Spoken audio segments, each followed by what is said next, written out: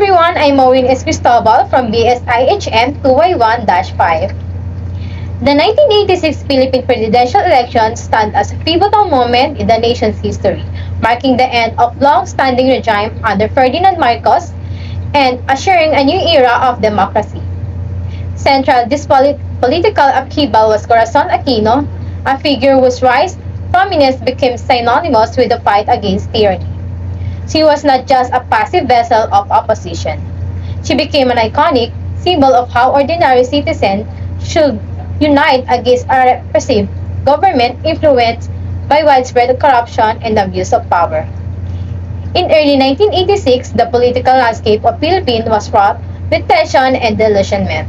A growing segment of population had grown weary of Ferdinand Marcos' authoritarian rule, which have been characterized by a delicate balance of terror and manipulation.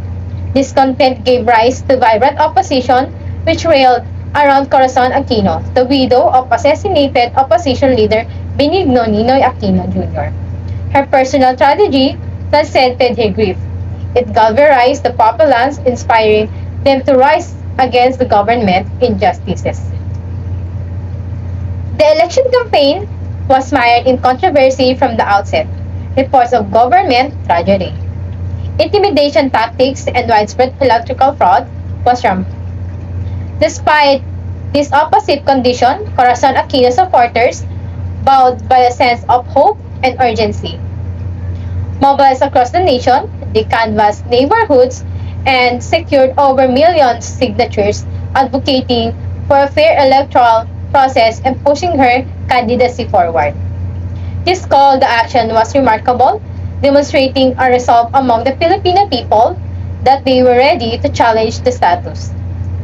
On February 7, 1986, election took place amidst a climate of fear and uncertainty.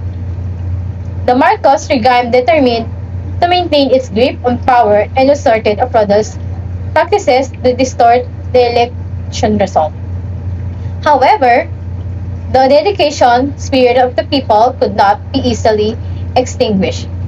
Citizens organized peaceful protests, demanding transparency and fairness.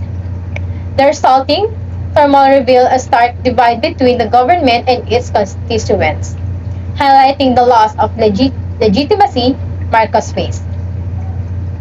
As the ballots were counted in, it soon became apparent that, regardless of the government's manipulation, the opposition led by Aquino and her running mates, Salvador Laurel, had captured the heart of the majority.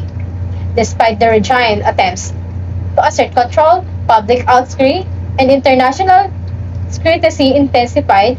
In a remarkable show of solidarity and revolt, Filipinos took to the streets, signaling their rejection of Marcos' regime, culminating in the historic People Power Revolution.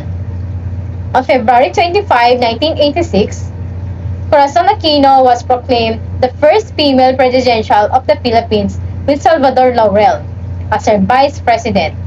This peaceful transition of power, enabled by the unity of countless ordinary citizens, underscored the enormous capacity for change when a population collectively assert its will against oppression.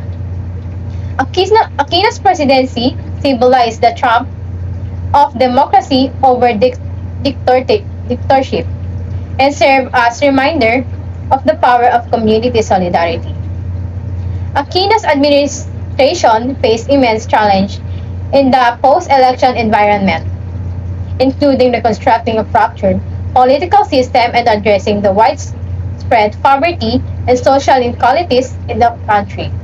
Yet, the very act of her ascendance, the presidency, was decisive victory for those who stood against corruption and authoritarianism. Her legacy remains a testament to the enduring spirit of Filipino people, who emerged from the shadows of dictatorship with newfound courage and a commitment to democracy. Through her leadership, they began the arduous journey towards building a more and equitable society, fostering hope for future generations. The U.S. observed team hailed the victory as a remarkable democratic moment, while Filipino expressed gratitude to those who influenced their nation's policy change toward the United States.